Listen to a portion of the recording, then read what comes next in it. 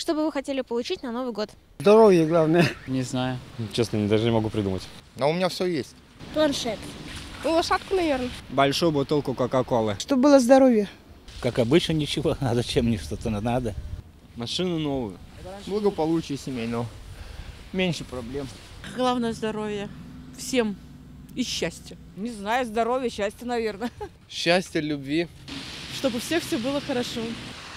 Хотелось бы просто счастливых глаз,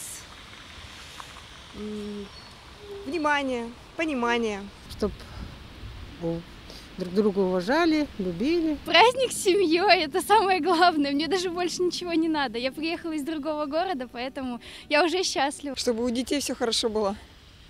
Это, наверное, самое главное. На Новый год все, что мы хотели получить, уже получили. Жене я подарил телефон, себе я купил кепку, правда осеннюю. И, в общем-то, все. Да ничего, у меня все есть. Ой, на Новый год я хотела бы всех внуков собрать, чтобы они были все около меня, мои радости. Все, что можно на Новый год получить. То, что надо, у меня уже есть. Куколку. Главное счастье и здоровье в новом году. У меня, в принципе, есть все. Есть жена, есть семья. У меня есть все. Я хочу получить на Новый год планшет. 2 в одном.